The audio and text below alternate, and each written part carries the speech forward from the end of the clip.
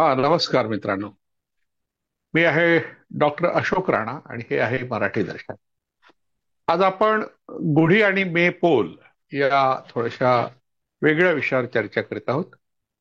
गुढीपाडवा हा भारतीय सण चैत्र महिन्याच्या पहिल्या आठवड्यात पहिल्या दिवशी साजरा होतो आणि हा पहिला दिवस चैत्र प्रतिपदा म्हणून ओळखली जाते. तिला आपण गुढीपाडवा म्हणतो.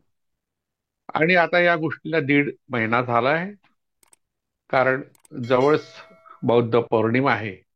त्यानंतर 15 दिवसांनी वैशाख महिना सुद्धा संपेल. चैत्र आणि वैशाख या 2 महिन्याचा संबंध गुढी आणि मे पोल या सणाशी संबंधित आहे. आणि मे पोल हे नावच सांगतं की मे महिन्यातला हा सण आहे. आता गुढीबद्दल आपण यापूर्वी माहिती पाहिली होती. तिच्याबद्दल पहिल्यांदा आपल्या भारतामध्ये मराठी भाषेत आणि विशेषतः संस्कृतचे महापंडित डॉक्टर डांगे यांनी एका लेखामध्ये या गुढीचा मूळ शोधण्याचा प्रयत्न केला. एप्रिल 1966 मध्ये जर्नल ऑफ इंडियन हिस्ट्री या वार्षिकात, तसंच ऑक्टोबर 1974 मध्ये प्रकाशित अश्वत्थाची पाने या लेख संग्रहात त्यांनी युद्ध संकेत आणि ध्वज या नावाचा एक शोध निबंध लिहिला होता. त्या शोध निबंधात त्यांनी या गुढी उभारण्याचा संबंध इंद्राचं प्रतीक म्हणून सिद्ध करण्याचा प्रयत्न केलाय. ते म्हणतात, युद्धाच्या वेळी इंद्राचे प्रतीक म्हणून उंच बासाला उभारले जाईल. बांबू उभारला जात असे. त्याविषयी ऋग्वेदात एका ठिकाणी असे वचन आहे की लोकांनी इंद्राला एखाद्या उंच बासाप्रमाणे उंचावले, असं एक वचन आलंय. ऋग्वेदाच्या पहिल्या मंडलामध्ये आलाय. उद्भव शमिया ए मिरे असं ते वचन आहे.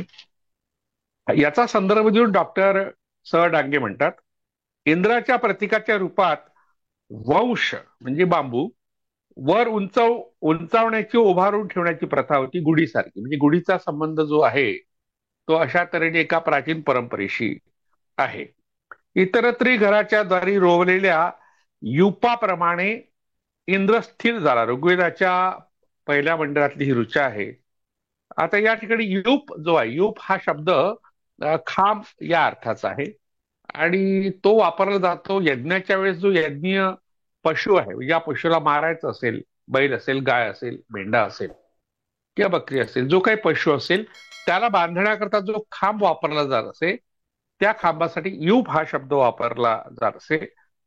तर त्या काळामध्ये घरोघरी गुढ्या उभारण्याची पद्धत असली पाहिजे आणि त्यामुळे हा एक विचार आलाय की युपाप्रमाणे इंद्र हा स्थिर झाला. म्हणजे इंद्रपूजेपासून गुढी उभारण्याची परंपरा सुरू झाली असं डांगेने म्हटलंय. आता या कथेत इंद्राचं प्रतीक रोवण्याची किंवा उभारण्याची कल्पना सूचित होते. युपाला यज्ञाचा केतू, केतू म्हणजे झेंडा, ध्वज म्हणून त्याला सौभाग्यासाठी रोवण्याची कल्पना ही ऋग्वेदात दिसते. डांगे म्हणतात, सौभाग्य मिळवणं. आता सौभाग्य हा शब्द प्रामुख्याने स्त्रियांच्या भाग्याच्या संदर्भात आहे. पुरुषांसाठी कोणी सौभाग्यवती किंवा सौभाग्यवान किंवा भाग्यवान हाही शब्द वापरत नाही. त्याला श्रीमान वगैरे शब्द वापरतात. म्हणजे पैशाशी संबंधित, वैभवाशी संबंधित, संपत्तीशी संबंधित जी काही संबोधन आहे सन्माननीय, ती पुरुषांसाठी वापरतात. म्हणून स्त्रियश्चरितम पुरुषस्य भाग्यम देवो न जानाति कुतो मनुष्य ही जी म्हण आली, त्यात थोडस स्त्रियांबद्दल थोडासा नकारात्मक विचार जरी आला असला तरी भाग्य शब्द सुद्धा पुरुषांसाठी वापरलेला आहे. तर इथे सौभाग्य शब्द आहे सर्वांसाठीच आहे. जे आपण आज स्त्रियांसाठी जरी वापरत असलो तर सर्वांनाच हे सौभाग्य लाभो, उच्च स्व महते सौभागाय. आणि तेथेच देवा ऊर्ध्व कृष्णवंतू अध्वरस्य केतुम अशा प्रकारचं एक वचन, एक ऋचा आलेली आहे, ज्याचा अर्थ होतो की आपल्या सौभाग्यासाठी अशा तऱ्हेने आपण ध्वज उभारला पाहिजे आणि गुढी उभारली पाहिजे. एकीकडे त्यांनी युपाला अध्वराचा केतू म्हणणं किंवा उभारणं, दुसरीकडे इंद्राला वंशाची उपमा देऊन घरापुढील युपाची कल्पना त्याच्या बाबतीत करणं, यावरून इंद्राचे प्रतीक म्हणून दंड उभारण्याची प्रथा सूचित होते असं डांगे म्हणतात. दंड म्हणजे दांडा, काठी. आणि यातच पुढे दिसणाऱ्या इंद्रध्वजाच्या प्रथेचे बीज स्पष्ट दिसते. म्हणजे इंद्रध्वज, इंद्रकेतू, इंद्रयुग, इंद्रदंड, इंद्रवंश अशा प्रकारचे जे काही शब्द आहेत ते इंद्र पूजेशी संबंधित आहे. युप असा महान सौभाग्यासाठी उभारला जाईल. म्हणजे सर्वांचं सौभाग्य, सर्वांना सुख मिळावं, सर्वांना कुठे अडचणी असू नये. सर्वे तर सुखिता संतु, सर्वे संतु निरामया, सर्वे भद्राणि पश्यन्तु, मा कश्चित दुःख मापणे, कुणालाही दुःख येऊ नये, प्राप्त होऊ नये आणि सुखच मिळावं, अशा ज्या आपण अपेक्षा करतो, सद्भावना सदिच्छा, त्या अशा तऱ्हेने या दंड उभारण्यातून, बांबू उभारण्यातून व्यक्त होत असे. म्हणून ते बास किंवा दंड हा शब्द वापरलाय. ते म्हणतात घरापुढे उभारला जाणारा यूप हा यज्ञच असेल असेल. म्हणजे यूप शब्द आला की यज्ञाशी संबंधित येतो. पण इथे ते म्हणतात मंगल प्रसंगी ज्याप्रमाणे मेढ उभारते, आपण पोळ्याच्या दिवशी त्या पळसाच्या फांद्यांना मेढ म्हणतो, ती सुद्धा अशुभ निवारणासाठी आहे. तर एखादा बास असेल किंवा खांब सुद्धा असू शकेल. म्हणजे खांब सुद्धा उभारला जात असे त्या काळात, असं सहडाग्य म्हणतात. आणि त्यांनी इंद्राचं प्रतीक असलेला बास शुभ यश म्हणजे चांगलं यश मिळावं यासाठी योजला जाणं संभवतं असं ते म्हणतात. त्यावर इंद्राचं प्रतीक म्हणून बास घरापुढे उभारण्याची प्रथा, मंगल प्रसंगी उभारण्याची प्रथा वैदिक काळात होती. आता हा जो ग्रंथ आहे, ज्या ग्रंथाच्या आधारे स डांगेनी हे सगळं विधान केलं आहे, ते इसवी सनापूर्व 15व्या शतकात लिहिलेल्या किंवा रचलेल्या, लिहिल्या नाही म्हणतायत कारण ते लिखाणाला आणखी बराच काळ लागला. पण ऋचा ज्या रचल्या त्या साधारणतः आतापासून 350 वर्षापूर्वी, आणि त्या काळात अशा प्रकारची प्रथा आपल्या भारतात असली पाहिजे. कॉम्रेड शरद पाटील यांनी आपलं वेगळं मत याविषयी मांडलंय. त्यांचा 1982 मध्ये प्रकाशित जो ग्रंथ आहे अतिशय गाजलेला, दास शूद्रांची गुलामगिरी खंड 1 भाग 1, त्यामध्ये ते म्हणतात इंद्रोत्सवाचे महाभारताच्या आदिपर्वाचा संदर्भ देऊन वर्णन केलं आहे. त्यांनी इंद्रोत्सवाचा संबंध जोडला आहे, नाही असं नाही.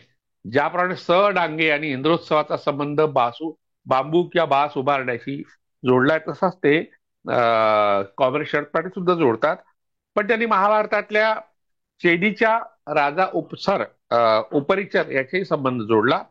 ते म्हणतात चेदीचा राजा उपरिचर याच्यावर प्रसन्न होऊन इंद्राने त्याला माळेने अलंकृत केलेला एक बांबू दिला. माळ म्हणजे आपल्याकडे गुढीवर जी माळ घालतात, साखरेची माळ, त्याला गाठी म्हणतात. तशा प्रकारे त्या काळात कोणत्या तरी पदार्थाची माळ किंवा फुलांची माळ घातली जात असे. असा बांबू इंद्राने चेदीच्या राजा उपरिचर याला दिला, असा उल्लेख महाभारतात आहे. तो महाभारता ग्रंथ 2000 वर्षापूर्वीचा आहे आणि त्याच्या आधीच्या 1500 वर्षापूर्वीचा संदर्भ ऋग्वेदात आलाय. दोन्ही ठिकाणी बांबू हा शब्द आलेला आहे.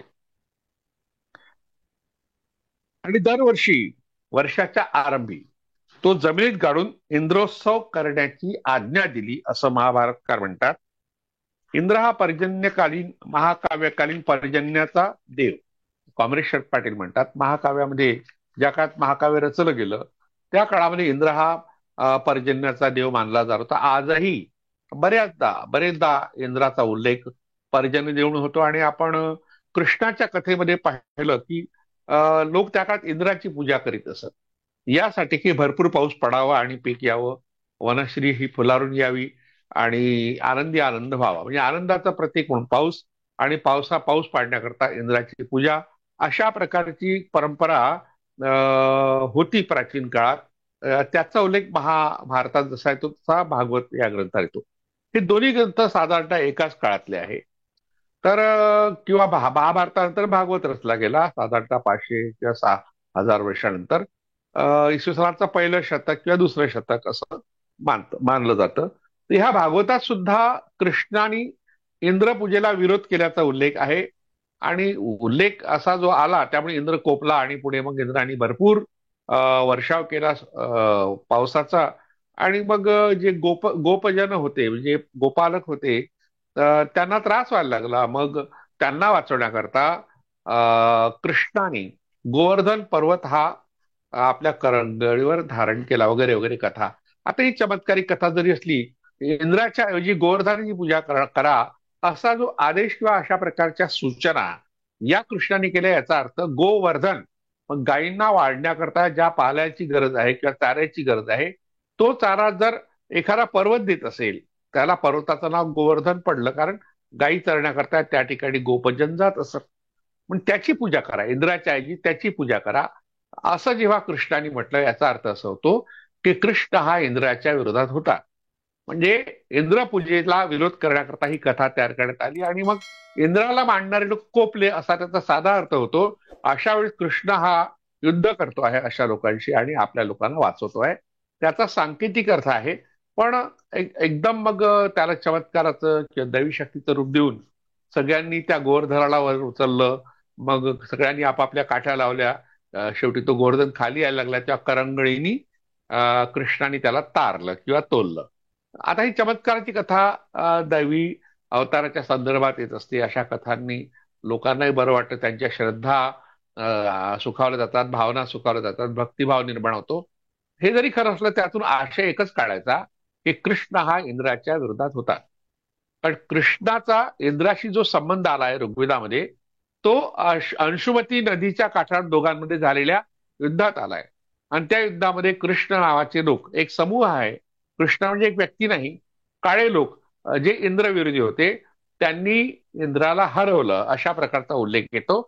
आणि त्याच लोकांचा प्रतिनिधी म्हणून जो कृष्ण आहे, ज्याला आपण भगवान कृष्ण म्हणतो, तो पुढे गोवर्धन पूजा करायला सांगतो, म्हणजे इंद्राच्या पूजेला विरोध करतो.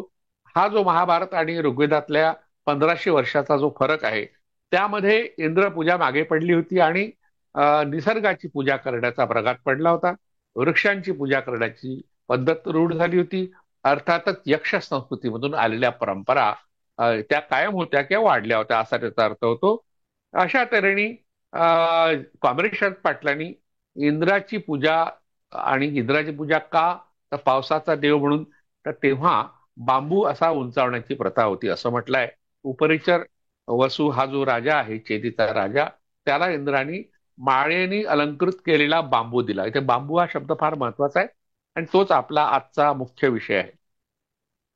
तर गुढीपाडवा या महोत्सवाचा जुन्यात जुना संदर्भ अशा तऱ्हेने महाभारतात सापडतो, त्याच्या आधी आपल्या ऋग्वेदात सापडतो, आणि महाराष्ट्रात आपण चैत्र प्रतिपदा जी आहे त्याला गुढी पाडवा म्हणतो. पाडवा शब्दाचा अर्थ अनेक लोकांनी विकृत लावलाय आणि त्यातून मग आपल्या खेड्यापाड्यामध्ये म्हण पडली गुढी पाडवा. असं कोणी म्हटलं की नीट बोल गाढवा, म्हणजे व्यवस्थित बोल. पाडवा म्हणजे पाडणे असा अर्थ गृहीत धरला आणि गाढवा म्हटलाय. जो गुढीपाडवा शब्द उच्चारेल त्याला गाढव म्हटलाय, अर्थात अज्ञानापोटी आहे. पाडवा हा शब्द हा पहिला दिवस या अर्थाचा आहे, पाडणे या अर्थाचा नाही. जसं बीज आहे, भाऊ बीज आहे, हा दुसरा दिवस. तुकाराम बीज आहे, तुकाराम महाराज गेल्यानंतरचा दुसरा दिवस. किंवा काजळ तीज आहे, म्हणजे तिसरा दिवस. म्हणजे पहिला दिवस, दुसरा दिवस, तिसरा दिवस, असं दिवस मोजण्याची जी प्रथा आहे त्यातून आलेले हे शब्द आहे. त्यामुळे त्याला वाईट अर्थाने घ्यायचं कारण नाही. आणि एका काठीवर नववस्त्र, बहुता स्त्रीचं लुगडं किंवा चोळी असते, आणि लपेटून त्याला नवपल्लवित लिंबाची फांदी बांधून त्यावर तांब्या ठेवतात. ह्या तांब्याबद्दल सुद्धा खूप प्रकारचे गैरसमज लोकांनी निर्माण केले. आता हा तांब्या काय आहे, आपण मागच्या भागात पाहिलं होतं गुढीपाडव्या संदर्भात. तांब्या किंवा घट आहे, हे गर्भाशयाचं प्रतीक आहे. आणि त्या गर्भाशयामध्ये बांबू टाकणं म्हणजे लिंग टाकणं असा अर्थ होतो. म्हणजे स्त्री पुरुष संबंधाचं प्रतीक गुढीपाडवा किंवा गुढी हा सण आहे. त्या गुढी ही प्रतीक आहे, असा आपण एक निष्कर्ष काढला होता. या निष्कर्षाला अनुकूल अशा तऱ्हेचा हा जो भाग आहे, त्या, कारण त्यात बांबूला वंश म्हटलाय. वंशाचा अर्थ होतो कुटुंब. वंश वृद्धी म्हणजे कुटुंबाची वृद्धी, आणि ती वृद्धी कशाने होईल, स्त्री पुरुष संबंधाने होईल. आणि इंद्र हा व्यभिचारी असा देवांचा राजा होता, आणि तो कोणत्याही स्त्रियांशी जी त्याला आवडत असे तिच्याशी संबंध ठेवत असे. अहल्येच्या कथेमध्ये पाहिलं की अहल्येला माहित होतं की हा इंद्र आहे, हा गौतम ऋषी नाही. पण इंद्र आपल्याशी संभोग करू इच्छितो म्हणून तिला आनंद झाला आणि तिने त्याचं स्वागत केलं, असा उल्लेख वाल्मिकी रामायणात आहे. इंद्र हा अशा तऱ्हेने लैंगिक संबंधासाठी योग्य मानला गेलेला असा एक देव त्या काळात होता. आणि वंश वाढणे म्हणजे बांबूला वंश हा शब्द वापरणे म्हणजे वंशवृद्धीचं कारण. तर वैदिक आणि पौराणिक वाङ्मयात अशा तऱ्हेने ऋषींच्या स्त्रियांशी व्यभिचार करणारा इंद्र जो दाखवलाय, इंद्राच्या कथा, तो त्याची लैंगिकता वाढवून सांगण्याकरता त्या कथा सांगितल्या आहेत. त्या इतिहासाचार्य राजवाडे यांचा उल्लेख फार महत्वाचा आहे. त्यांनी भारतीय विवाह संस्थेचा इतिहास या ग्रंथात म्हटलं होतं की स्त्रियांच्या अग्रोपभोगाचा हक्क म्हणजे तिचं लग्न व्हायच्या आधी तिला भोगण्याकरता ज्या 3 देवतांचा उल्लेख केलेला आहे ऋग्वेदामध्ये, त्यात इंद्र हा महत्वाचा आहे. म्हणून त्याच्या लिंगाचं प्रतीक म्हणून बांबूला वंश मानणं हे प्रचलित झालं असावं. याबद्दलची एक कथा आपल्या आदिवासी समाजामधली आहे. वारली जे आदिवासी आहे ठाणे जिल्ह्यातले, कोकणातले, आता या लोकांचं जे दैवत आहे ते नारण देव आहे. नारण देव. आपण नार शब्दाचा अर्थ एका भागात पाहिला तर नार हा शब्द जो आहे पाणी या अर्थाचा आहे. नारी किंवा स्त्री या अर्थाने सुद्धा नार हा शब्द आहे. पण नार शब्दाचा जो प्राचीन अर्थ आहे तो आहे पाणी. आणि पाणी देणारा देव म्हणून आदिवासीमध्ये नारायण देवाची पूजा करतात. अगदी दिवाळीच्या दिवशी सुद्धा एका टोपल्यामध्ये दगड ठेवून त्याची पूजा केली जाते. हा जो नारायण देव आहे त्याच्या जन्माची जी कथा आहे ती सुद्धा बांबूशी संबंधित आहे. तर या कथेत म्हटलं आहे की नारायण देवाची आई एकदा मासिक पाळीनंतर विटाळाचे कपडे धुण्यासाठी समुद्रावर गेली. ते घाणेरडे कपडे आपल्या पाण्यात बुचकळले जाणार ही कल्पना सागराच्या मनाला रुचली नाही. पण तिच्यापासून तो बराच दूर सरकला. त्यामुळे ती निराश झाली आणि एका नदीकाठी गेली. परंतु नदीलाही ते आवडले नाही. ती काय की आटून गेली. ती बिचारी स्त्री हताश होऊन घरी परतली. तिने घराजवळील गायीच्या गोठ्यातच ते कपडे पुरून टाकले. काही दिवसानंतर त्या ठिकाणी बांबूचे झाड उगवले आणि त्याच्या कोवळ्या कोंबामधून एक लहान गोजीरवाणं बालक बाहेर पडलं. तोच आहे नारायण देव. नारायण देवाच्या जन्माची कथा वारली लोकांमध्ये प्रचलित आहे. तर कुसुमगार नारगोलकर यांच्या जंगलचे राजे या ग्रंथातून आपण ही घेतली आहे. तर तो जसजसा मोठा होऊ लागला तसं त्याचं तेज वाढू लागलं आणि समजू लागल्यावर त्याने आपल्या वडिलाचे नाव आपल्या आईला विचारलं. त्यावेळी दुःखित अंतःकरणाने त्याच्या आईने त्याला जन्माची कहाणी सांगितली. तो जन्मला कसा, म्हणजे तो नैसर्गिकरित्या जन्मला नाही तर बांबूपासून जन्मला, कोंबापासून जन्मला, अशी कथा तिने सांगितली. तेव्हा त्याला फार वाईट वाटलं की आपल्या आईला संकटाच्या वेळेस मदत न करता दूर पळणाऱ्या समुद्राच्या आणि नदीचा त्याला संताप आला की या दोघांनी तिला मदत केली नाही आणि त्यांचा सूड घ्यायचं त्याने ठरवलं. त्याने मेघराजाला आज्ञा केली. आता हा मोठा देव आहे आदिवासींचा, तो मेघराजाला आज्ञा देऊ शकतो, मुळीच वर्षाव करू नकोस. आणि मग त्याचं ऐकलं मेघराजाने आणि पाऊस पडला नाही. 24 वर्ष, तब्बल 2 तप पावसाचा थेंबही पडला नाही. सर्व माणसं जनावरं पाण्याशिवाय हवालदिल होऊन मरू लागली. देवांची स्थिती मोठी शोचनीय झाली. शेवटी ते नारायण देवाला शरण आले. ज्या ज्या जमातींनी आपापला देव मानला त्या देवाला मोठं मानून तो सगळ्या सृष्टीवर नियंत्रण ठेवू शकतो अशा प्रकारच्या कथा निर्माण केल्या. जगातल्या सर्वच प्राचीन संस्कृतीमध्ये ह्या कथा आहेत. भारतात आहे, आदिवासीमध्येच आहे असं नाही, इतरही देशांमध्ये तिथल्याही आदिवासींमध्ये त्या प्रचलित आहेत. आणि त्या कथा मग ग्रंथामध्ये आलेल्या आहेत तिथल्या लोकांच्या. तर अशा तऱ्हेने ते सृष्टीवर नियंत्रण करतात तेव्हा देव शरण येतात. जसं आपण हनुमानाच्या कथेत पाहिलं की हनुमानाला जे काही इंद्राने मारलं त्यामुळे मग इंद्र शेवटी हा सगळ्यांचा शत्रूच आहे. तर तेव्हा मग वायू हा क्रुद्ध झाला वगैरे वगैरे, त्यांनी वहाणं बंद केलं, अशा कथा खूप येतात पुराणामध्ये. मग ते देव नारायण देवाला शरण गेले, त्यांनी हात जोडून त्याची करुणा भाकली, तेव्हा त्याला त्याची दया आली आणि मग त्याने मेघराजाला जलवर्षणी करण्याची आज्ञा केली आणि मग पाऊस पडला. आता 24 वर्ष समजा पाऊस पडला नाही, त्याचा त्रास तर आदिवासी नाही झाला असेल, नारायण देवालाही झाला असेल, पण तसं काही दाखवलं नाही. फक्त नारायण देवाचा मोठा सांगण्याकरता ही कथा रचली गेली. नारायण देवाचा जन्म बांबूपासून झाला म्हणून वारली भगत, जे भगत आहेत त्यांच्यातले, ते बांबूंचा सरपण म्हणून उपयोग करीत नाही. म्हणजे आपण जाळण्याकरता काही ठिकाणी बांबू वापरतो, पण वारली भगत जे आहे, शामन किंवा पुरोहित, मांत्रिक किंवा त्यांचे गुरु, मार्गदर्शक, हे बांबूचा वापर सरपण म्हणून करत नाही कारण त्याला पवित्र मानतात. या कथेत विटाळाच्या ज्या कपड्याला गाडल्यामुळे बांबूचं झाड उगवलं म्हटलंय. विटाळ जो आहे स्त्रियांना होणारा, हा पुनरुज्जीवनासाठी आहे, प्रजननासाठी आहे. जर विटाळशी झालीच नाही स्त्री तर ती प्रजनन कशी करू शकेल. म्हणून ते अतिशय महत्वाचं काही धर्मामध्ये, काही संस्कृतीमध्ये फार पवित्र मानलंय. जसं कामाख्या देवी जी आसाममध्ये आहे, त्या ठिकाणी अंबुवाची उत्सव होतो. ओरिसामध्ये होतो त्या ठिकाणी विटाळाला अतिशय महत्वाचं स्थान आहे. त्याची वेगळी पूजा केली जाते आणि विटाळाचं स्वरूप म्हणून कामाख्या देवीचं जे काही पाणी असेल त्या ठिकाणी वाहणारं, त्यात ते लाल गेरू किंवा लाल रंग टाकून त्याचे कपडे त्यात भिजून तो प्रसाद म्हणून वाटतात. तर अशा तऱ्हेने विटाळाला प्रतिष्ठा देण्याची परंपरा ही मातृसत्ताक पद्धतीत होती. तशीच परंपरा या ठिकाणी दिसते आहे, याचा अर्थ मात्र लावला गेला नाही. आणि त्या काळामध्ये ज्या काळातली कथा तयार झाली असेल त्या काळात विवाह पद्धतीच रूढ व्हायची होती आणि ज्या स्त्रिया होत्या त्यांना कुणाही पुरुषाशी संबंध ठेवण्याचा अधिकार होता, स्वातंत्र्य होतं. त्यामुळे नारददेवाची आई ही कुमारी माता दाखवली आहे. आपण कुंतीच्या बाबतीत ती कथा सांगतो, बऱ्याच ठिकाणी कुमारी मातांची कथा आहे. ती ही कथा मातृसत्ताक पद्धतीतून आलेली आहे. त्याचा पुढच्या पुरुषसत्ताक पद्धतीने वेगळा अर्थ लावला. तर कुमारी माता होणे अनैतिकतेचं प्रतीक मानलं गेलं आणि तिला अनैतिक मानलं गेलं. त्यामुळे मग ह्या कथेचं स्वरूप थोडंसं बदलवून टाकलं गेलं. आदिवासी जमातीचा नागर समाजाशी संबंध आल्यावर अशा तऱ्हेच्या संकल्पना किंवा प्रथा परंपरा रूढ झाल्या. तर त्यातून मग नारायणदेवाच्या मातेने विटाळाचे कपडे धुण्याची कल्पना आली आणि शिष्ट समाजाने विटाळाला वाईट मानलं आणि कुमार मातेला नाकारलं. त्यामुळे सागर आणि नदी या नद्यांची, या प्रतीकांची निर्मिती. सागर सगळ्यांना सामावून घेणारा पण तोही संकुचित झाला. नदी प्रवाहित राहते पण तीही संकुचित झाली आणि तिने कुमारी मातेला अशा तऱ्हेने प्रतिष्ठा दिली नाही. या कथेमध्ये बांबू हे पुरुष लिंगाचं प्रतीक आहे हे स्पष्ट होतं. डॉक्टर स डांगे यांनी पुराकथांचा अर्थ या ग्रंथात बांबू आणि वीर्य या संदर्भात एक कथा सांगितली आहे. त्यात त्यांनी म्हटलं आहे की पार्वतीला पाहून प्रत्यक्ष महादेवालाच तिच्याशी समागम करावा असं वाटलं. आता शंकर पार्वती हे तर पती पत्नी आहे, त्यात नाविन्य काही नाही, पण त्याला वाटलं, तो तिच्या मागे धावला. अर्थात तिच्या इच्छेशिवाय त्याला तो संबंध ठेवता येत नव्हता. ही सुद्धा मातृसत्ताक पद्धतीची खूण आहे. पण त्याचं उद्दीपन पराकोटीला गेलं, स्खलन झालं आणि वीर्य जमिनीवर पडलं. त्यापासून बांबूचे रान तयार झाले.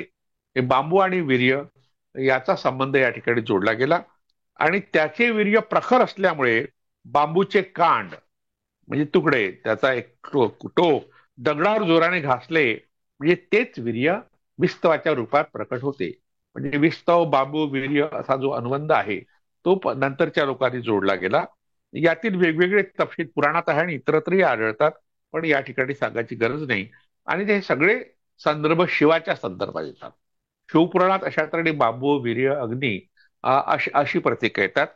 तर त्यांनी ह्या ग्रंथात आणखी एक गोष्ट सांगितली आहे, महत्वाची गोष्ट आहे ती. पुराकथांचा अर्थ नावाचा हा ग्रंथ आहे. कॉन्टिनेंटल प्रकाशननी 1993 मध्ये हा ग्रंथ प्रकाशित केला. त्या ग्रंथात डांगे म्हणतात, मोहिनी रूपातील विष्णूच्या मागे लागलेल्या महादेवाच्या वीर्यापासून बांबूचे रान तयार झाले. त्याचे वीर्य प्रखर असल्यामुळे बांबूचे कान दगडावर जोराने घासले म्हणजे तेच वीर्य विस्तवाच्या रूपात प्रकट होते, असा पुन्हा तो संदर्भ दिलाय. यातून लिंगपूजक जे आर्यपूर्व लोक होते त्यांच्या धार्मिक धारणा आणि मग त्या धार्मिक धारणाला विरोध करण्याकरता इंद्राची कथा पुढे आली. हे सगळे आशय, हे सगळे अर्थ हे या ठिकाणी सांगितले आहे. कॉम्रेड शरद पाटलांबद्दल मी सांगितलं होतं, त्यांनी वेगळा निष्कर्ष मांडलाय.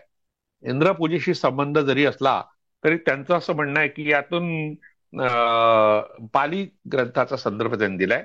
संयुक्त निकाय नावाचा जो पाली धर्मग्रंथ आहे त्रिपिटकामधला, त्याला बांबूला त्यांनी चांडाल वंश म्हटलाय असं ते म्हणतात. आणि इंद्रोत्सव जरी आता इथे डांगेंनी सांगितला असला तरी कॉम्रेड शरद पाटील म्हणतात मुळात हा चांडाली या मातंगीचा महोत्सव असला पाहिजे. हा वेगळा निष्कर्ष आहे. चांडाली नावाची एक मातृ देवता आहे, तिचा हा उत्सव आहे. कारण बांबूला त्यांनी चंडाल वंश म्हटलाय. बरेचसे जुने संदर्भ, जुन्या परंपरा आपल्याला बौद्ध ग्रंथामध्ये आढळतात, ज्या संस्कृत ग्रंथात किंवा वैदिकांच्या ग्रंथात बदलून येतात, विकृत होऊन येतात. तर अशा तऱ्हेने बांबू हा लिंगाचं प्रतीक कसं आहे, ही एक कल्पना या ठिकाणी स्पष्ट झाली. आणि आपण यापूर्वी पाहिलं की घट किंवा लोटा हे गर्भाशयाचं प्रतीक आहे आणि जगातल्या सगळ्या संस्कृतीमध्ये आहे. मंदिरामध्ये जे घुमट असतं तेही घटाचं प्रतीक आहे. मशिदीवरील घुमट असतं तेही गर्भाशयाचं प्रतीक आहे. तसंच ख्रिश्चनांच्या चर्चेसवर सुद्धा अशा तऱ्हेचे घुमट असतात जुन्या चर्चेसमध्ये, तर ते सुद्धा गर्भाशयाचं प्रतीक आहे. तर हा आणि घुमट नावाचं एक वाद्य सुद्धा आहे आंध्र प्रदेशामध्ये. घुमट नावाचं वाद्य घाट म्हणजे मातीच्या गागरीपासून बनवतात आणि नवरात्रोत्सवात जो घाट मांडतात तो सुद्धा गर्भाशयाचे प्रतीक आहे. अशा तऱ्हेने इंद्रोत्सवापासून किंवा गुढीपाडव्यापासून तर नवरात्रोत्सवापर्यंत घटाचा संबंध कसा या ठिकाणी स्पष्ट झालाय. तर आपण गुढीपाडव्याच्या संदर्भात पाहिलं होतं की बांबूवर तो घट पालथा टाकणं म्हणजे गर्भाशयात लिंगाचा प्रवेश करणं, स्त्री पुरुष संभोगाचा प्रतीक आहे असा निष्कर्ष मी मागच्या त्या भागात काढला होता. आणि हा का करायचा, चैत्र प्रतिपदेला का करायचा, कारण फाल्गुन महिना संपलाय, फाल्गुनात होळी संपलेली आहे आणि होळीनंतर मग वसंत ऋतूचं जे आल्हाददायक वातावरण तयार झालं ते कामोद्दीपक आहे. होळीला सुद्धा कामदहन किंवा कामपूजा या दोन्ही परंपरा आहे. म्हणजे वसंतोत्सवाचा जो परिणाम मानवी जीवनावर होतो तो व्यक्त करण्याचा उत्सव म्हणजे होळी, आणि त्या होळीनंतर येणारा प्रत्यक्ष शरीर संबंध तो म्हणजे गुढीपाडवा, असा आशय त्यातून निघतो. तर अशा तऱ्हेने हे जे प्रतीक आहे आपण उभं केलं ते एक प्रकारचं विधिनाट्य आहे आणि त्या विधिनाट्यामध्ये गुढीचा रस साठवलाय. आता ह्या सगळ्या संदर्भात आपण पाश्चात्य देशामध्ये, युरोपमध्ये ज्या काही परंपरा आहे त्या परंपरेचा या ठिकाणी संदर्भ घेऊ. जसं मार्च किंवा एप्रिल या महिन्यामध्ये गुढीपाडवा येतो, तसं मे मध्ये तिथे वसंताचं आगमन होतं युरोपमध्ये. कारण बर्फ वितळला असतो, आल्हाददायक वातावरण असतं, सूर्य हा कोमल असतो, तापदायक नसतो. आपल्याकडे हा ग्रीष्म ऋतू त्या सुरू होतो, पण तिथे तो वसंत ऋतू सुरू होतो आणि त्या स्प्रिंग सीझन त्याला म्हणतात. आणि त्या काळात मग त्याचं स्वागत करण्याकरता युरोपमधल्या लोकांनी यूल नावाचा एक उत्सव सुरू केला. त्याच्यामध्ये मे फेस्टिवल, मे महिन्यात सुरू होणारा जो फेस्टिवल आहे त्याला मे फेस्टिवल म्हणतात. आणि या मे फेस्टिवलमध्ये एक खांब उभारतात मोकळ्या मैदानामध्ये, त्याला मे पोल म्हणतात. ज्याप्रमाणे गुढी पाडव्याची गुढी असते तशाच प्रकारचा हा मे पोल असतो. फक्त या ठिकाणी ह्या पोल भोवती जो उत्सव होतो त्याचं स्वरूप थोडं वेगळं जरी असलं तर तशाच प्रकारचे अनेक सण किंवा उत्सव आपल्याकडे असतात. त्याबद्दल माहिती पाहू. तर निसर्गातल्या नवनिर्मितीचं प्रतीक म्हणून योनीप्रमाणे लिंगपूजा ही समाजात होती, जगभरच होती. तर प्राचीन ग्रीसमध्ये, ग्रीस हा सगळ्यात प्राचीन देश युरोपमधला मानला जातो, त्यामध्ये गुड अशा लिंगोपासक परंपरा होत्या. आशिया मायनर मधील एलसीची पुराण कथा आहे, त्यात रोमन लोकांमध्ये महत्वाचे स्थान पाहून लिंगोपासनेचा पुरावा ठरली अशा काही कथा आहेत. ग्रीक पुराण कथेतील क्रोनस नावाचं एक दैवत तिथे प्राचीन दैवत आहे. आपला पिता युरानस याचे लिंग कापतो. म्हणजे हा लिंग कापण्याचा जो प्रकार आहे, लिंगच्छेदन, हा बाप आणि मुलामध्ये जो एडिपस कॉम्प्लेक्स, यावर केव्हा तरी आपण चर्चा करू. एडिपस कॉम्प्लेक्स मध्ये वडिलांच्या मनात मुलाबद्दल झालेली असूयेची भावना, मुलाच्या मनात वडिलाबद्दल निर्माण झाली असूयेची भावना, आणि त्यांच्यात जे काही संबंध आहे त्याचा म्हणजे जो परिपाक आहे तो म्हणजे एडिपस गंड आहे. तर तशी एक कथा, क्रोडसची कथा आहे. त्याचं खच्चीकरण झालं, पण खच्चीकरण म्हणजे संपणं नाही. आपण असं समजतो खच्चीकरण म्हणजे संपणं, पण खच्चीकरण म्हणजे नवजीवनाचा आरंभ. अशा तऱ्हेच्या खच्चीकरणाच्या प्रथा युरोपमधल्या अनेक मातृदेवतांच्या मंदिराच्या संदर्भात सांगितले जातात. त्या ठिकाणी खच्चीकरणाचा उद्देश फक्त पुरुषाचं जे प्रतीक आहे लिंग ते नाहीसं करणं, की त्याचा काही भाग कापणं. मुस्लिम लोकांमध्ये ज्या तऱ्हेने खच्चीकरणाची प्रथा आहे ती प्रथा अशाच तऱ्हेने आलेली आहे. या कापलेल्या लिंगातून ऍफ्रोडायटी ही मातृदेवता निर्माण झाली असं पुढे या कथेत म्हटलंय. प्राचीन इजिप्तमध्ये ओसायरिस आणि मीन या देवांच्या भव्य लिंगरूप प्रतिमा दोरखंडानी ओढून मिरवणुकीने नेल्या जात असत. ग्रीसमध्ये डायोनायसियन उत्सव, डायोनियस नावाचा जो जे दैवत आहे त्याच्या उत्सवात अशा प्रकारची प्रथा होती. मोठा लिंगाकृती एखादा कापड, आपला लाकूड, आणि त्याला उत्सवादी सामूहिकरित्या ओढत न्यायचं. हर्मीज, डिमिटर, प्रायपस, डायोनायसस यांच्या उपासना लिंग रूपातच केल्या जात असत. म्हणजे भारतात शिवलिंग पूजा होते तशाच प्रकारच्या लिंग रूपातल्या पूजा या ग्रीक मधल्या देवतांच्याही होत्या. फेर या नावाचा एक प्राचीन टिटॅनिक देव आहे, त्याची प्रतिमा सुद्धा उत्थित लिंगासह केली जात असे. पेरू आणि मेक्सिको या देशामध्ये प्राचीन काळी लिंगोपासनाची परंपरा होती. म्हणजे लिंगोपासना केवळ भारतातच आहे असं नाही, तर अशा तऱ्हेने तिकडल्या युरोपमधल्या देशांमध्येही होती. तर मातृशक्तीचं प्रतीक म्हणून उठावदार योनी आणि पुष्टस्तन असल्या ज्या मूर्ती आहे आपल्याकडे तेरला सापडल्या, इतर ठिकाणी सापडल्या उत्खननामध्ये, त्याला आपण लज्जागौरी म्हणतो. तशा प्रकारच्या मूर्ती युफेसरा आणि आर्टेमिस या मातृदेवतांच्या ग्रीसमध्ये आहे. ती पुष्टस्थानांची मातृदेवता म्हणून त्या ठिकाणी चित्रित केली आहे. तर आफ्रिकेतील योरुबा जमातीची देवी गर्भवतीच्या रूपात आहे. या दोन्ही उदाहरणावरून सर्जनशीलतेचा गौरव करण्याची मानवी प्रवृत्ती दिसून येते. लिंग व योनी पूजकांमध्ये संघर्षाचे पडसाद प्राचीन पुराण कथातून दिसून पडतात. नंतर त्यांच्याची समेट सुद्धा झाली आणि समेटाचं प्रतीक म्हणून शिवलिंग हे प्रतीक आहे असं आपण पाहिलं. शिवलिंगाच्या खालचा आडवा भाग जे शाळुंका म्हणजे योनी, तिथून बाहेर आलेली उत्तिशिष्ट म्हणजे लिंग होय. लिंगाचं वर्षणशील स्वरूप वशिंड असलेल्या वृषभाच्या रूपात पूजलं जातं. वशिंड असलेला जो वृषभ आहे तो मोहनजोदाळो या संस्कृतीचं प्रतीक होता. ते सुद्धा वर्षणशीलतेचं प्रतीक आहे. विष्णूसाठी शिपविष्ट असं अशा प्रकारचं विशेषण वापरलंय. त्याचे अर्थ उत्तरोत्तर वाढत असलेले लिंग असा होतो. प्रजोत्पादनात पुरुष लिंगाचा सहभाग आहे हे समजल्यावर प्राचीन समाजात लिंगोपासनेचा प्रारंभ झाला. त्याच्या आधी योनी पूजा होती. मातृपूजा आणि पितृपूजा अशा तऱ्हेने समांतर चालू राहिल्या. परंतु ज्यांनी त्या नाकारण्याचा प्रयत्न केला त्यांना ठणकावून सांगण्याकरता काही पुराण कथा तयार झाला. अशा काही कथा, त्यातली एक कथा या ठिकाणी पाहू आपण. वायुपुराणातली कथा आहे. वायुपुराणातील याविषयीची पुराकथा एका ऐतिहासिक तथ्याचे सूचन करते. तीनुसार एकदा ब्रह्मा आणि विष्णू यांच्यामध्ये श्रेष्ठ कोण याविषयी वाद झाला.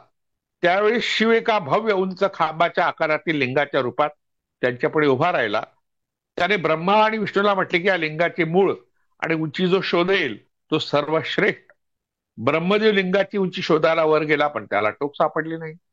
विष्णू त्याचे मूळ शोधायला जमिनीत घुसला पण त्यालाही लिंगाचे मूळ सापडले नाही. दोघेही हताश होऊन परत आले व शिवाला म्हणाले की सर्वश्रेष्ठ तूच आहे. मग शिवाचं मोठेपण सांगण्याकरता ही कथा शिवाच्या उपासकांनी तयार केली. या पुराण कथेमधून ब्रह्मदेव आणि विष्णूला मांडणाऱ्या लोकांनी शिवाचे मोठेपण नाकारण्याचा प्रयत्न केला होता. या ऐतिहासिक घटनेची नोंद केली आहे. म्हणजे मिथकातून आपल्याला इतिहास सुद्धा शोधता येतो याचं हे प्रतीक आहे. लिंगपुराणाची कथा आणखी रंगवून सांगितली आहे. ब्रह्मदेव हा वैदिक आर्यांचा नेता, विष्णू आर्यपूर्वांचा आर्यानुकूल झालेला नेता, म्हणजे आर्यांना अनुकूल झालेला नेता. दोघांपेक्षाही आर्यपूर्व मूळ निवासी लोकांचा नायक शिव हा श्रेष्ठ आहे हे सांगण्याकरता शिवसमर्थकांनी अशा प्रकारच्या कथा रचल्याचं स्पष्ट होतं. ब्रह्मदेवाची पूजा आज होत नाही, आजकाल होत नाही, पूर्वी केव्हा तरी होत असेल. पण त्याच्याबद्दलची कथा अशी आहे की त्याने आपल्या मुलीवर बलात्कार केला म्हणून त्याच्यावर बहिष्कार टाकला गेला. पण पुष्कर हे राजस्थानातील एक मंदिर सोडलं तर अख्ख्या भारतात कुठेही ब्रह्मदेवाचं मंदिर नाही.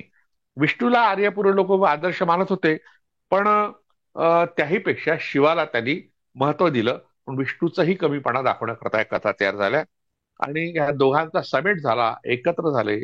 जेव्हा ब्रह्मदेवाचा संप्रदाय, विष्णूचा संप्रदाय, शिवाचा संप्रदाय एकत्र आले, त्यातून दत्तात्रेय नावाची एक नवीन देवता तयार झाली. आपण दत्तात्रेयावर यापूर्वी एक भाग पाहिला होता. तर अशा तऱ्हेच्या या अनेक पुराणातल्या परंपरा जशा आहेत तशा आदिवासीमध्ये काही परंपरा आहेत. तर अमरावती जिल्ह्यात मेळघाट हा जो परिसर आहे आदिवासी बहुल वारली लोकांचा परिसर आहे. तिथे कोरकू लोकांचा आहे. तिथे कोरकू लोक खम नावाचं एक नाट्य करतात, विधिनाट्य त्याला म्हणतो. तर महाराष्ट्रात दंडार जशी असते, खडीगंमत असते, सोंगी भजन असतं, तशा प्रकाराशी साधर्म्य साधणारा हा नाट्य प्रकार आहे. संगीत, गायन, नृत्य आणि अभिनय अशा नाटकाची सर्व बाजू यात असतात. खम विधिनाट्यात बाल गणेशाचे अवतरण होत असल्याने प्रारंभापासून खम नाट्यशैलीवर माच या नाट्यशैलीचा प्रभाव जाणवतो. खम हा शब्द इथे खांबासाठी वापरला गेलाय. खम याचा लौकिकदृष्ट्या अर्थ जरी खांब किंवा स्तंभ असला तरी या खांबाचा अर्थ नृसिंहासारख्या देवता. रावणपुत्र मेघनाथाशी पोचतो. रावणपुत्र मेघनाथाची पूजा कोरकू लोक करतात तर ती सुद्धा खांबाच्या रूपात करतात. कोरकू ही आदिवासी जमात रावण पूजक आहे. त्यांच्या श्रद्धास्थानात रावण आणि रावणपुत्र मेघनाथ या दोघांनाही आढळ स्थान आहे. अशा तऱ्हेने खब नावाचा जो विधिनाट्याचा प्रकार आहे त्यात सुद्धा खांबाची पूजा होते. आणि मी अमरावती विद्यापीठात, संत गाडगेबाबा अमरावती विद्यापीठात अशा प्रकारच्या एका उत्सवात गेलो असताना त्या खांबावर त्यांनी गडवा ठेवला होता. आणि म्हणजे आपण ज्या गुढीबद्दल चर्चा करतो आहे तशा प्रकारची गुढी त्यांनी निर्माण केली होती.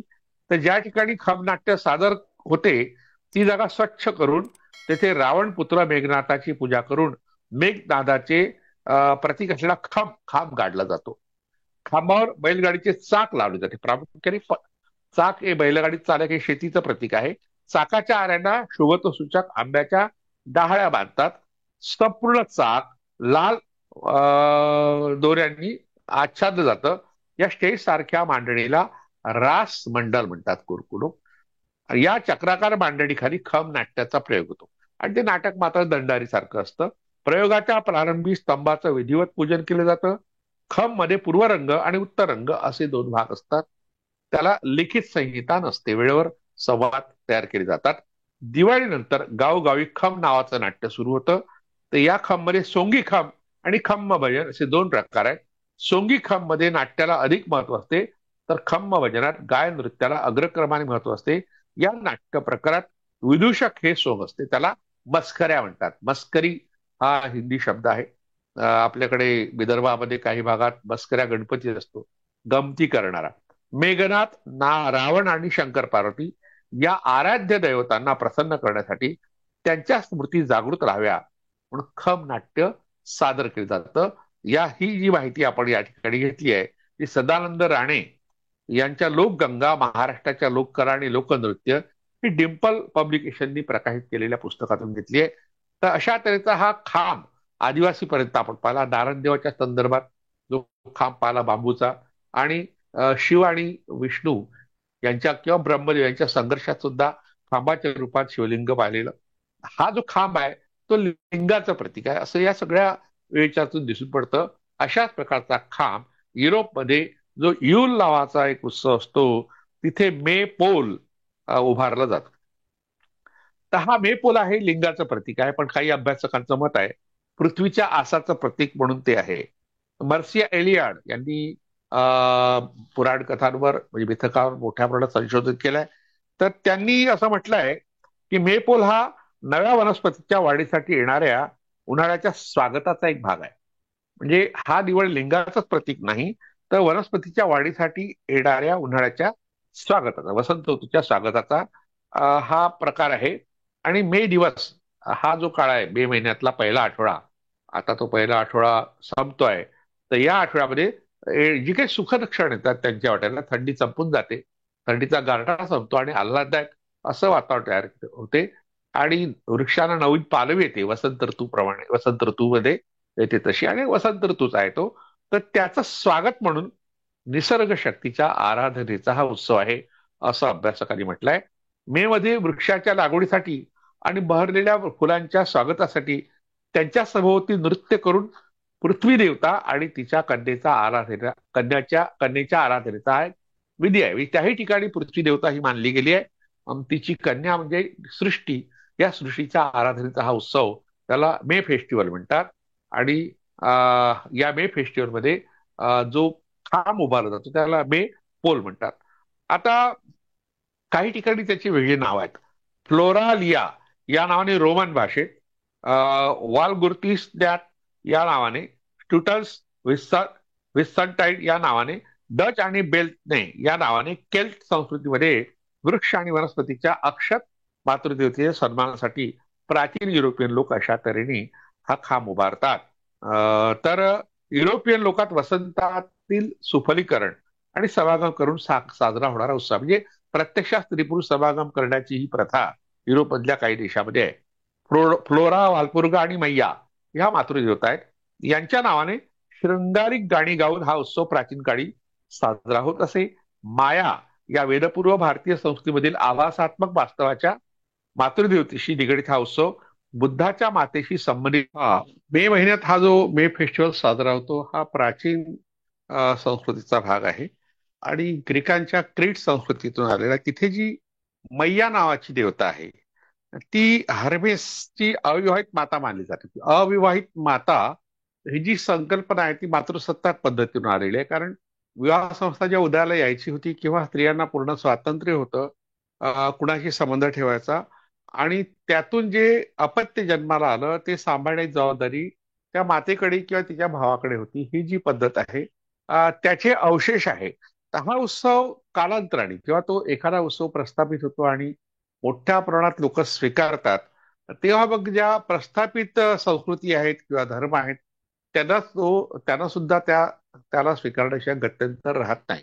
अशा तऱ्हेने मुळात हा निसर्ग माता, पृथ्वी माता ह्या दोघींशी संबंधित, जे निसर्ग माता म्हणजे जी आहे, ती पृथ्वीची कन्या आहे. म्हणजे दोघांचाही उत्सव हा मे फेस्टिवल म्हणून साजरा होत होता. त्याला पुढे ख्रिस्ती चर्चनी मदर मेरी म्हणजे येशू ख्रिस्ताची माता हिच्याशी संबंध जोडण्यात आला, आणि येशू ख्रिस्ताच्या मातेबद्दलही बोललं जातं की ती एखाद्या पुरुषाशिवाय जन्मली.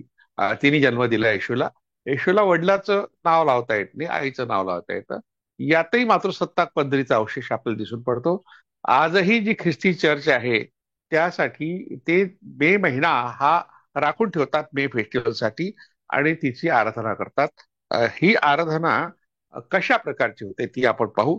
या महिन्याच्या पहिल्या दिवशी, ज्याप्रमाणे चैत्र महिन्याचा पहिला दिवस हा आपण मोठ्या उत्साहाने साजरा करतो गुढीपाडा म्हणून, तसंच मे महिन्याचा पहिला दिवस उजाडल्यावर तरुण मुली सूर्योदय होण्यापूर्वीच आपले चेहरे मे ड्यू नावाचा औषधीयुक्त लेप आहे तो लावतात. त्याचं नावच मे ड्यू आहे.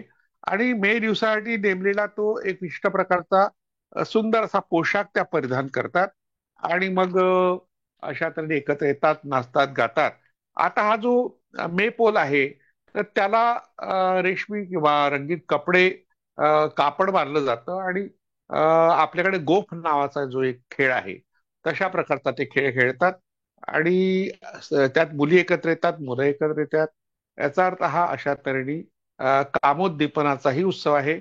बऱ्याच ठिकाणी मे फेस्टिवल ज्या ठिकाणी साजरा होतो त्या ठिकाणी चक्रपूजा, आपल्याकडे चक्रपूजा जी असते, आपण गड्यांची जत्रा या भागामध्ये एक साळ व्यतिरिक्त पैंगीण किंवा इतर जी गावं आहेत, त्या गावामध्ये एक एक चक्र असा उभारतात, आणि त्या चक्रावर काही गडे बसतात आणि त्यांना फिरवलं जातं.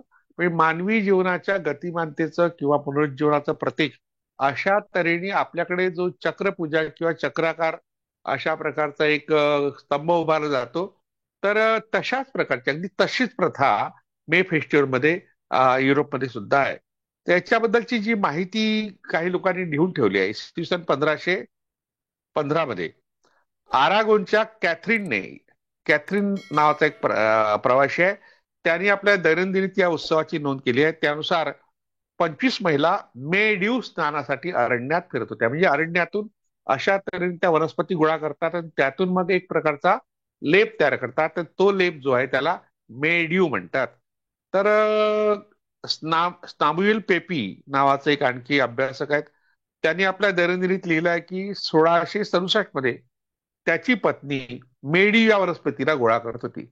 ह्या अशा तऱ्हेने वनस्पती गोळा करून त्यापासून लेप तयार करणं म्हणजे वनस्पतीचंही स्वागत ते आहे. तर अशा प्रकारचा उत्सव त्याही ठिकाणी होतो. आता यामध्ये मैया या मातेचा उल्लेख केला, ती पृथ्वी देवता आहे. आपल्याकडे सुद्धा अशाच प्रकारची माया नावाची एक मातृदेवता आहे. तिची माहिती आपण पुढल्या भागात पाहू. इथे आपण थांबूया. धन्यवाद.